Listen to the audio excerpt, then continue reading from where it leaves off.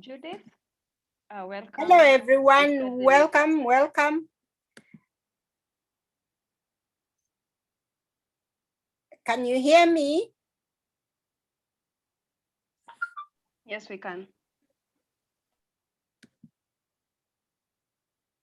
Good. Welcome to our today's discussion. Good morning, good evening from wherever you are. I would like to take this opportunity to welcome each one of you. Thank you for keeping time.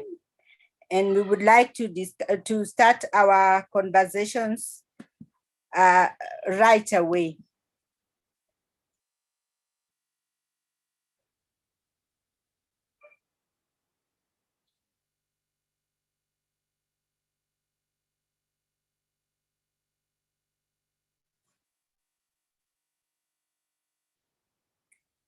Hello, everyone, and welcome to the fourth Conversations on Gender and Climate Change in Africa.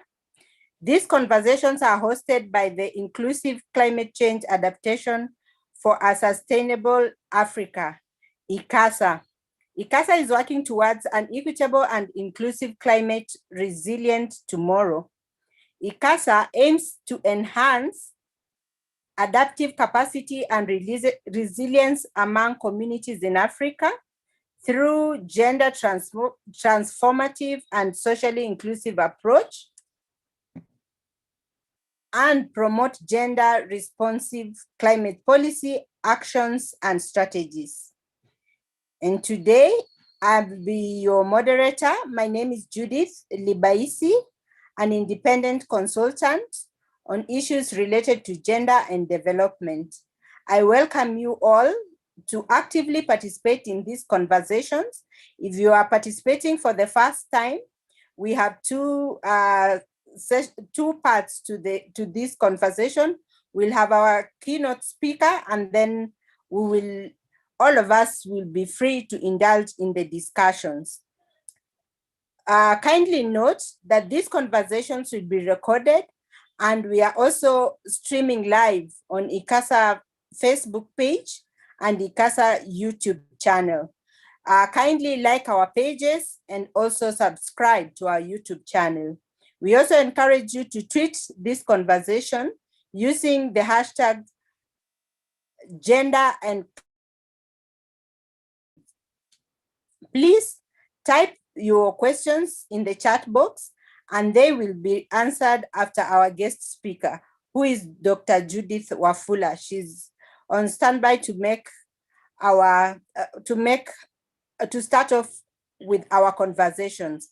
We'll be engaging all of us in the dialogue on a topic entitled Gender, Climate Change Nexus and Policy Considerations for Sustainable Development. About Dr. Wafula, she's the Registrar, Administration, Planning and Research at Lukenya University and a senior lecturer in the School of Education and Social Sciences. She holds a PhD in Peace and Conflict Studies with special focus on gender-based violence in education from Masinde Muliro University of Science and Technology, Kenya, and a degree in analytical chemistry from Sheffield Hallam University in the UK. She has a Master of Education degree from the University of Nairobi and Bachelor of Education Science degree from the Egerton University, Kenya.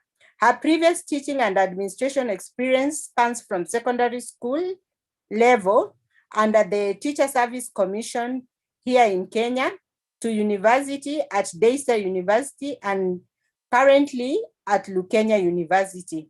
She is a mentor, an SPSS trainer, and a consultant. She is a reviewer in scientific journals with research interests in education, social sciences, and chemistry. A Sheffield Hallam University Transformed Together Award Scholar, Leadership and Silver Award Scholar. You will agree with me that she is loaded today and she's ready to make her presentation on gender, climate change nexus, and policy considerations for development. Welcome, Dr. Judith Wafula. Thank you. Hear me? Thank you, my namesake, Judith. Thank you for that introduction. I will go straight to the presentation on gender climate change nexus and policy consideration for sustainable development.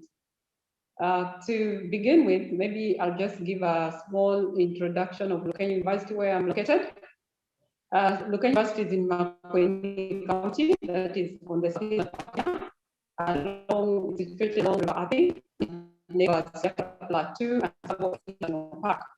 With an area of 1,100 acres. They offer various degree programs. The next slide, please. I'll just talk shortly about the evolution of climate change. And this, I begin from early 1800, whereby we had climate change being talked about in a theoretical manner as a concept, just debated by scholars. But when it came to mid-1800s, people began to understand that we live in an unhygienic environment. Then, of course, there will be some adverse effect on human health. And we see that that time cities begin to take measures to control waste garbage. When it came to the 19th century, next slide, please. We had industrial revolution, and in this age, there was a higher demand for resources from the environment, such as wood, oil, minerals, and all these natural products. So this led to overuse of these resources and even pollution of water and air. Now, at that time, we see that scholars began to warn that natural environment is not infinite, because there was that perspective that some of these resources would not come to an end. It is like water and all this. But the scholars began to give this warning. And the natural resources, as they advised, they are supposed to be guided through the use of wisdom and to enable sustainability of those resources. And now, when it came to the late 19th century and mid 20th century, we have publications coming up. That is the next slide. In terms of climate changes in this, and there was not awareness that there was need to manage the environment and our natural condition. So it became a common global good and responsibility to manage the environment. Next slide, please. When we go to the 20th century and the 21st century, now we are seeing effects of poor environmental management being experienced. So today we have a greater call for awareness on environmental management by individuals, institutions, and governments. There are increased studies on whatever is taking place right now, and we have greater technological innovations coming up to curb the effects, reverse the effects of environmental or climate change that are taking place. Now we are now aware that climate change has direct impact on each and every one of us in our daily life. Next slide. So from the evolution that we have seen above, next slide, please. On environment and climate change. Forward, please. So we see today that from that conversation about evolution that I've just given, that there is a direct relationship between environment and climate. Next slide, or is it my slide that is behind? Yeah, environment and climate, correct. We have that relationship, a serious relationship between environment and climate. So for instance, when you look at the carbon in the soil, it is so much related to the level of atmospheric carbon. The higher levels of atmospheric carbon dioxide that we have in the atmosphere, the higher the levels we'll have in the soil. And we see that UNICEF, according to UNICEF, they indicate that drivers of air pollution are the same as those of climate change. For example, we know that the greenhouse gas emissions, the more they are, the more we have global warming. Next slide.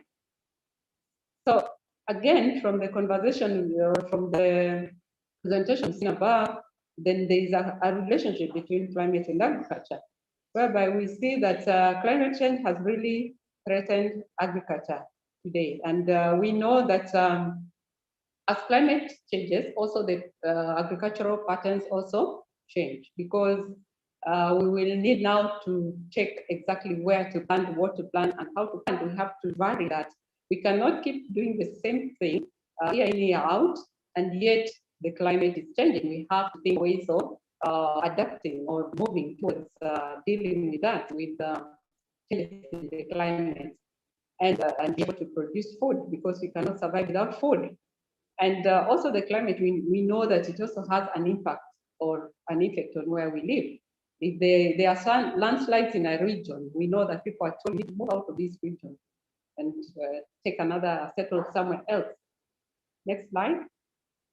So in that regard, then we have impacts of climate change, which are many, and each one of us has at least seen, or maybe even some may have experienced some of these things that we're talking about, such as loss of life due to climate change.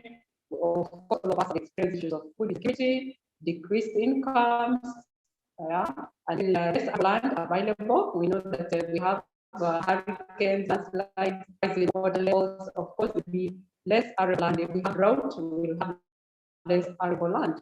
And then there's also less access to clean water. There are more diseases and health problems as a result of this. And all this, of course, they point towards negative impact on our social and economic development. However, all these climate impacts, they're experienced differently by women and men. So the next slide. So what are some of these vulnerabilities now when it comes to women? We find that women are more vulnerable to these impacts that we are mentioning out. So yeah, we can classify those vulnerabilities into two parts: the survival vulnerabilities, and secondly, we'll be talking about the livelihood vulnerabilities. So when you talk about survival vulnerabilities, when it comes to women and men, because they experience them, of course, differently. They all do them, but they are experienced differently. But we are saying that we are more vulnerable. Like, for example, when it comes to disaster, women are more vulnerable, and in mortality and even injury. So when again during such disasters, we have lots of medicinal plants, capacity, and all these medicinal plants, like in rural areas, they're so key when it comes to treatment of diseases. And women are the ones that take the burden of taking care of the sick people in most of the time. And we also find that they have greater vulnerability to HIV/AIDS because of such climate will cause them to have forced prostitution, sexual violence, married women, much more. In terms of livelihoods, next slide. We know that when there's harsh weather, there's destruction of crops, there's drop in agricultural produce, and women play a key role in all this. Thus, in that case, there's food insecurity. That will mean a greater budget for the family, and then in that, dietary deficiency and hunger. And now, when it comes to lack of water, we know that women who bear the greater responsibility because they do the household chores, and we need food from the agricultural. From farms, we need, and we find that farms are affected. And then we have the issue of fetching water from very far when there is no water. There's air pollution taking place, and even water pollution taking place. And women, when the water is polluted, we take it directly, and these again health problems. Next slide.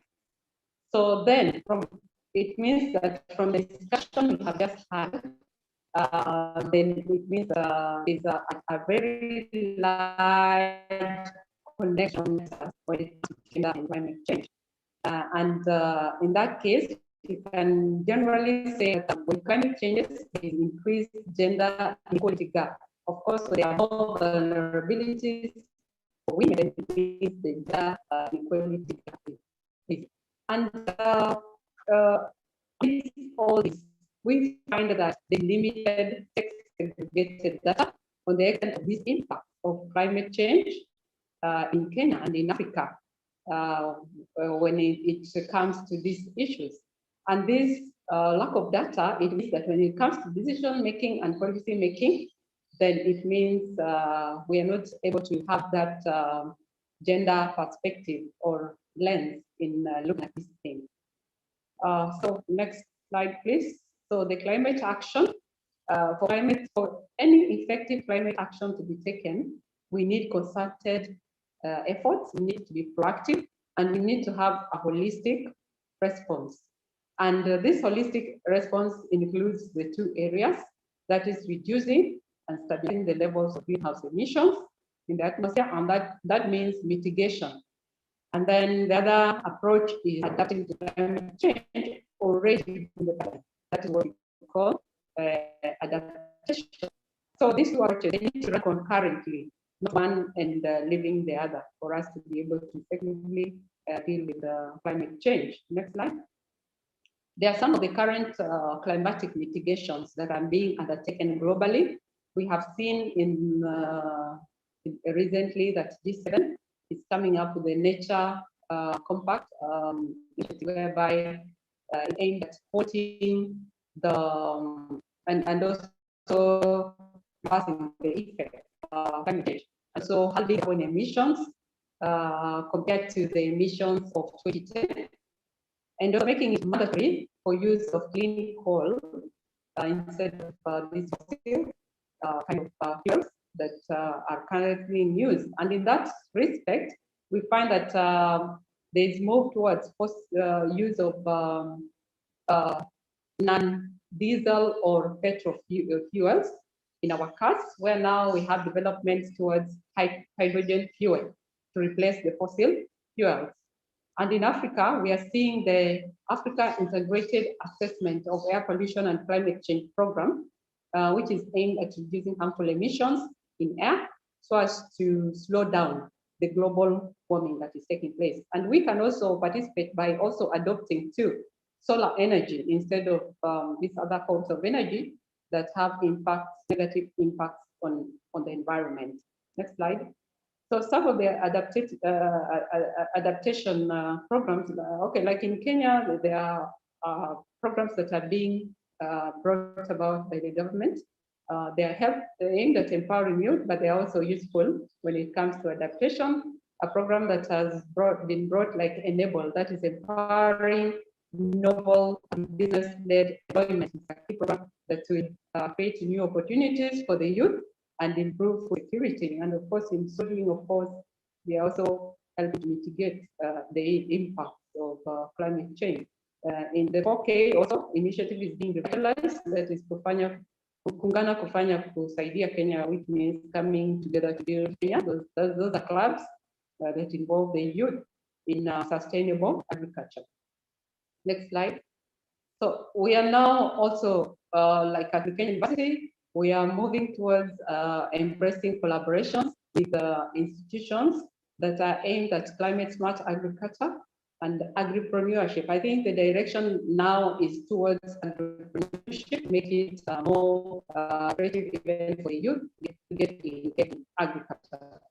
So, for example, we have gender perspective and in that line of climate smart agriculture, where we are exposing both male and female students to diverse programs on climate change, such as Dance with Climate Smart Network. We already now have 9 students on internship and 5 on volunteer program with climate smart that is to help the state. And then vertical farming, that's an area that we all need to look into so that we can have food production as well as deal with some of the impacts of climate change.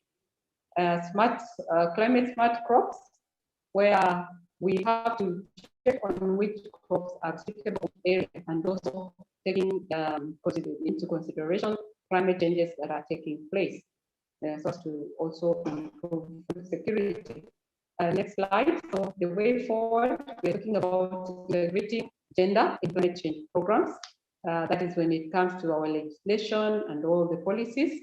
But for all this to be possible, then we need to be able to collect data that is sex segregated, and also, of course, taking into consideration the socio-cultural specific issues. Like, for example, we are dealing with people living with disabilities. You also have to look at the issue of gender.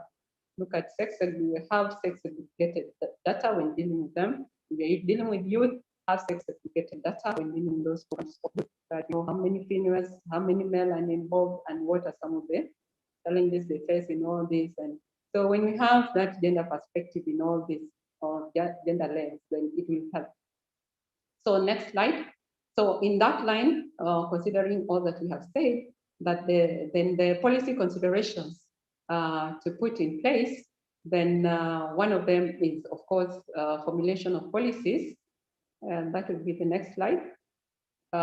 Formulation of policies on carbon emission reduction and implementation of those policies. So we need to back up G7 work by doing that. And also climate mitigation and adaptation strategies, they should put into consideration the vulnerabilities of both male and female actors.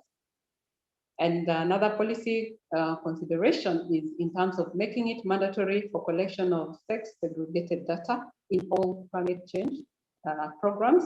And this will facilitate decision making and policy making that is gender responsive. And I think that is for today. That's what I wanted to share today. So then next will be opening up the conversation, whereby maybe it is important, maybe members can be able to contribute, and maybe in what areas they are incorporating gender in mitigation, in adapting to climate change, and what are some of the challenges that they face in doing this. Otherwise, thank you very much, and I really appreciate you, ICCASA, for having me for this session. Thank you very much. Thank you very much, Dr. Wafula, for such a wonderful presentation and also for keeping time. As a reminder, I would like to remind everyone that this is the conversation. As I said earlier, please continue posting your questions on the chat box and we will respond to them via email. If you have a question, you can also raise your hand. We'll give you an opportunity to make your contribution within 1 minute. Now we are moving to the next session, which is the conversation around the issues that Dr. Wafula has discussed on gender, climate change nexus, and policy considerations for sustainable development. I would like to open the floor so that you can be able to make your contributions. For now, to start off the discussions, I'd like to say that in many regions of Africa, women are more vulnerable to the effects of climate change, and Dr. Wafula has alluded to that. Primarily because they constitute the majority of Africans poor and they are more dependent for their livelihood on natural resources that are threatened by climate change. Furthermore, they face social, economic, and political barriers that limit their coping capacity. So in this case, what should African policymakers do to ensure that gender equality and sustainable development are achieved by 2030. So now the conversation is open. We can start the dialogues. Please remember to write your questions or comments in the chat box. And if you would like to talk, please raise your hand and we will be able to see you and allow you to talk. The floor is open.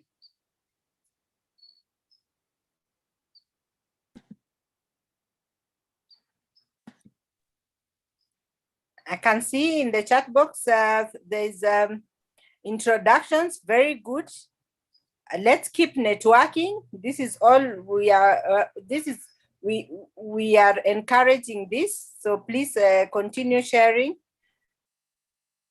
I would like to ask Samson Kidera.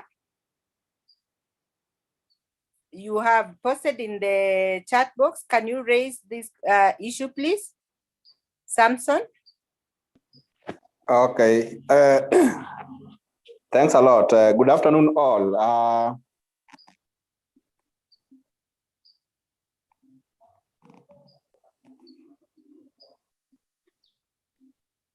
Yes, members, are you good? Am I loud enough? Yes, Samson, please go ahead. You have 1 minute. Thanks a lot.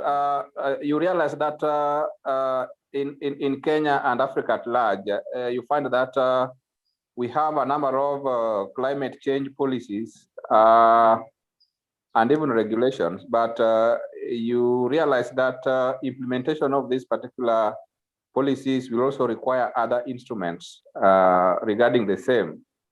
And understanding the level of these particular policies in different areas also require a lot of sensitization. So what would be the way forward so that we consolidate these particular policies in regard to integrating gender issues? And you know very well that currently the gender mainstreaming in climate change, even measuring coming up with indicators, is still not very much sufficient enough. So this is my question. Thanks. Okay, thank you, Samson. I will take Mary's, then we will allow Dr. Rich to respond. Yes, Mary. Thank you, everyone, for giving me this opportunity to participate today. Mine is not a question, actually, is a response to an issue you had raised, the moderator had raised. One of the things that I think Africa is lacking and that we should think critically is about collection of gender responsive data that can inform policy. Africa has a very big gap in that.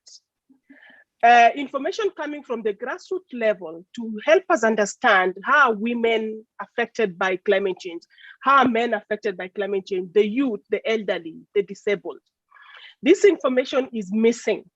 And when we design, even if there are policies, national policies, or even if we design climate actions, that projects and programs, if we are lacking that information, then we'll fall into the trap of just, having projects that do not speak to a particular sector or segment within the society.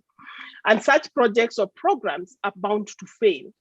So in Africa, we do need the sex disaggregated data to inform all our climate actions. Thank you. Thank you very much, Mary, for that. Actually, I think it's a point that we have been carrying through the discussions in these conversations, that it is important for us to have this data. And still we have not responded to Samson, but I know Dr. is preparing, Dr. Wafula, and I would like Elizabeth to share her concerns. Elizabeth?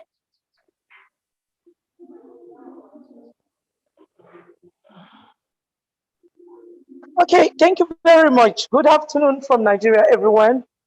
Thank you so much for the work that you are doing, and I thank ICCASA too. But just to know that as a continent, the issues you've captured also are similar in other countries, including Nigeria. Efforts have been made at escalating discussions around and actions around issues of gender and climate change. We just launched a national action plan on gender and climate change, but just would like to know what ICCASA is doing at the level, at the regional level, beyond the conversations such as this, to to build up and escalate interventions around gender and climate change. Thank you, and where one can come in. Thank you. Thank you very much, Elizabeth. We will respond to that immediately, and I know you have an interest in networking with us, and so we welcome you very much on this. I would like to give this opportunity to John Keane to ask his question, and also, to ask his question. John Keane, please.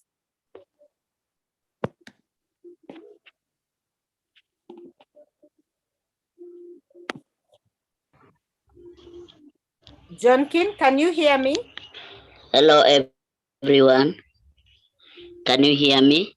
Yes, we can hear you. Please go ahead. Ask your question. Yes, I can get you. Okay. Okay, thank you. For me, I'm John Kino Chien. I'm sorry I came late. I'm youth advocate representing people with disabilities, specifically girls, children, and youth, my fellow youth. I'm also disabled, as you can see me. So my question goes.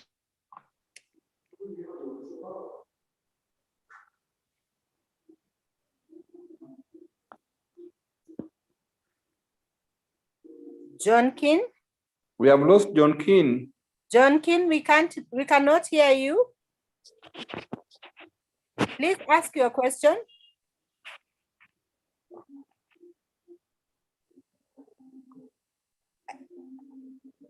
John Keane, can you hear me?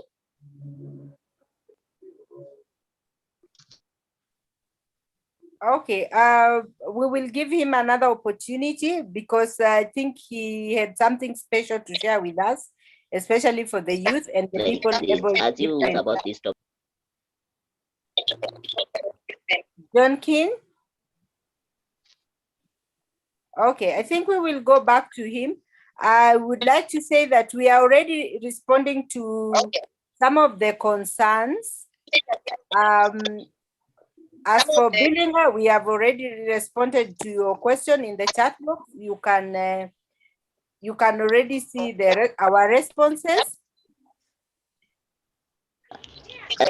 I would like to, John Keane, are you there?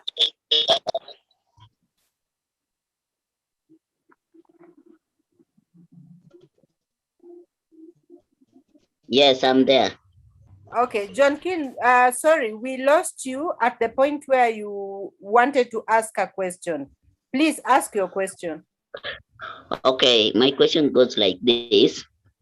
In this, I hope you're talking about the climate change. You know, I entered late, so Yes, I'm digesting. right. That's the discussion. So, as you are talking about this, have you considered people with disability in this topic? Yes, I heard you are talking about the gender equality like the women. Yes, thank you. Thank you very much, John Keane, and glad that you joined. Actually, our last conversation, the third one, we had a special topic about people living with disabilities, and the conversation can be found on we are already sharing on the YouTube, and also you can, when you registered, you shared your email, we can share this with you. And this is a discussion that we would like to carry on. Kindly check the chat box. You will see the links to these discussions, please. And you are very much welcome, and we are happy to have the youth on board. At this point also, I would like to give Dr. Wafula an opportunity to respond to Samson's question, and then we will give an opportunity to the next person. I've seen John Mary, you have a question. You'll be the next after Dr. Wafula. Thank you, Judith. My name for the moderation. Now, Samson, we was asking about what we can do or a way forward that we can be able to incorporate all these different gender policies that we have to have maybe one common policy. I think that's a wonderful idea that Samson has in being able to bring all this together so that we don't have them differentiated in so many different documents. So I think one of the key things that I know that from these conversations that we are having, the information is being used, is being all collected so as to inform policies that we are to have maybe for the coming years to enable us to be able to meet our needs in terms of gender and climate. So these conversations we are having, they are playing a role in being or in making a call that these things need to be put together. So of course that is possible. Of course, through an act of parliament, it's possible to create agenda action for this, so that all this that we are talking about can be incorporated. And this information is also, I believe, there are also going to be workshops where that are going to inform policy when it comes to the different ministries. Like in this case, we have Ministry of Law and Ministry of Agriculture. They need all of them. Once this information is with them, then obviously this can be taken up so that it can be used to be able to formulate the required policies, and we need to have that act that can put all these things together. But globally, we know that institutions like UNICEF and other international organizations, they always keep segregated data, and that is really helpful because you find that they are able to make more informed decisions, especially when it comes to allocation of resources. They know how many women are affected by an issue and are able to handle or give funding into the level of need. So it's important we go the same direction. Thank you. Thank you very much, Dr. Wafula. I would like to add that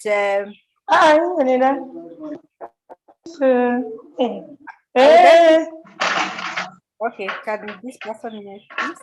I would like to add that we are carrying on the discussions, and kindly we encourage you to tweet this conversation using the hashtag gender and climate change conversations. And I would like to also say that all our discussions have been uploaded on the YouTube channel and also the Facebook page. And we have already shared the links. ICCASA has already shared the links in the chat box. Kindly catch up with that so that all of us are on the same page of the discussions. At this juncture, I would like to invite Mary Nyasimi to comment on the interest from Elizabeth all the way from Nigeria on how we are carrying on these conversations and how ICCASA is going to make sure that all this is not a waste of time. Mary, please. Thank you, facilitator, and thank you, Elizabeth, for asking about what ICCASA does across Africa. ICCASA, as the facilitator mentioned, is the full name is Inclusive Climate Change Adaptation for Sustainable Africa, and we are involved in research and development initiatives that revolve around gender equality and social inclusion. ICCASA works in collaboration with interested national governments in development of gender and climate change action plans. I think in our second conversation, we had a speaker from Nigeria, Priscilla Chapa, who actually mentioned that ICCASA was instrumental in helping them develop their gender action plan. ICCASA is also involved in capacity building for stakeholders, especially program and project implementers on gender mainstreaming in all projects. And as I mentioned, ICCASA, we also do research, particularly analyzing the impact of climate change on girls, boys, men, people living with disability, the youth and the elderly, and particularly understanding what is their vulnerability in the context of climate change, and what are the adaptation options that these people have as they try to address the impacts of climate change. And the information that we collect is shared to facilitate inclusive and equitable legislations and programs, and as well as being shared across such platforms, such as webinars and conversations and talks like that. We also publish policy briefs, as well as even publish in journals. And then we also hold policy dialogues where now we share with policymakers some of the information we collected. And then finally, we do welcome partners and would like partners across Africa. If you're interested, please join us, either in the conversation or in some collaborative initiative that we can do together to ensure that we address climate change inclusively. Thank you. Thank you very much, Mary. That is quite informative and also welcoming. So we are, ICCASA is welcome to collaborate with all stakeholders at all levels. So at this point, I would like also to echo what Lucy has sent in the chat box, that it's not about one person, but it is about collective action. Yeah, I agree with you, Lucy, and everybody doing their bit, then we will be able to address these issues, climate change.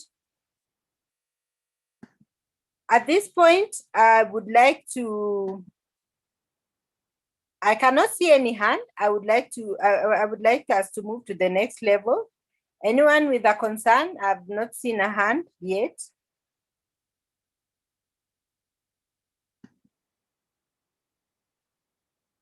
Okay. Then there being no one who would like to ask a question or make a comment at this juncture, I'd like us to move to the next level of these discussions. Okay, then there is one. Because we are inclusive as Inclusive Climate Change Adaptation for a Sustainable Africa, ICCASA, then I allow Samson to take a second chance. Yes, Samson. Thanks a lot, Madam Moderator. I just want to make a follow-up on what Dr. Mary Nyasimia said regarding drawing up a policy brief. So, and we know very well that government institutions are the main organizations that are involved in the drafting of policies and coming up with regulations that will implement or affect this particular policy intentions. So what are some of the approaches that will be used to best regarding the recommendation from such kind of discussions that we have? That's my question. Thanks a lot, Madam Moderator. Thank you very much. Good question. I would like to invite Faith Gikunda to respond to that. Faith, please.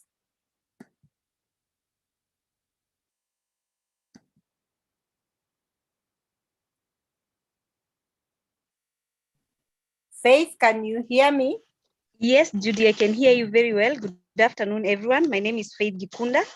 To respond to what Samson has asked is that ICCASA has been actively involved in making partnerships with the government. We've approached various government departments and ministries, informing them what exactly we do and requesting for partnerships. So that is the plan that we've been undertaking, and we are continuing to undertake. And we call upon any government representative that is here that would like to partner with us, that would like to know more about what we do, to please inform us so that we can have a meeting and share, because we might have visited your ministry, but you are not part of the people that were in the conversation. Thank you. Yeah, thank you very much, Faith.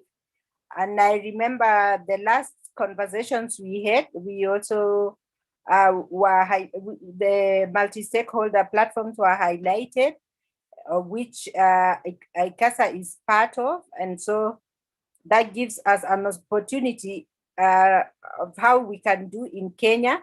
But regionally, I think Mary has already explained and said that ICCASA is also open in terms of partnership in Africa and also globally.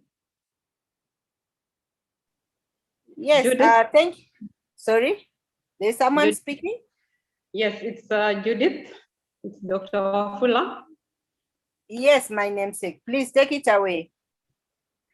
Yes, I was just also adding that Lukenya University is also looking forward to that collaboration between hotels and ICCASA. We've been talking about beginning some programs on climate adaptation and agriculture, with competitive climate issues and agriculture, so that we can be able to offer some short courses that people can go to benefit immediately and use them practically to be able to help them in their life. So also be able to mitigate and the climate change and also adapt adequately to climate change. I think that's also what I mentioned in my presentation. Thank you very much. Thank you very much, Daktari. I can see there's a participant who says that they cannot hear. We are helping you out on that one. I would like to say that if you have a comment or a question, please raise your hand, and those who are putting it in the chat box already, we are addressing that. Billinga, I can see you, and already your comments are being responded to. Going forward, I think in future we will be having translations in these conversations, because Billinga is writing in French, and I think we are already responding to him directly. But then maybe going forward we will have translations. Yeah. Any other burning concern for now?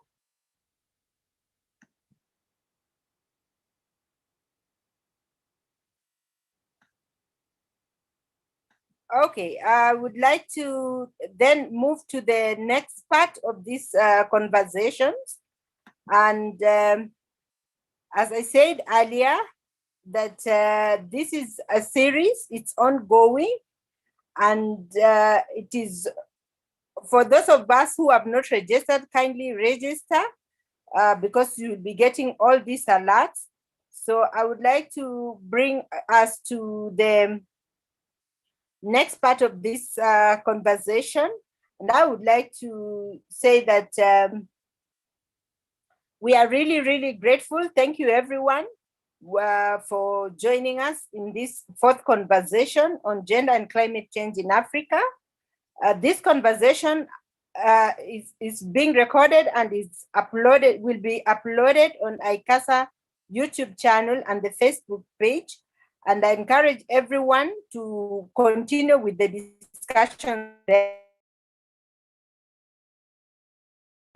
Bringing this to a close. Our next conversations will be 6th of July at 3 p.m. the Kenyan time.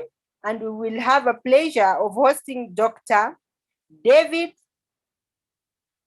Sekamet.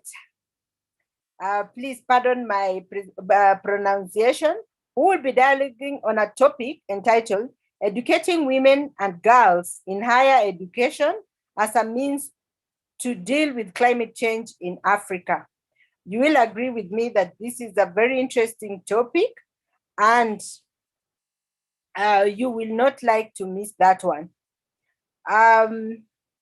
Finally, I encourage those who would like to be a guest speaker to send us your name and the topic to this email, info@icasa.org.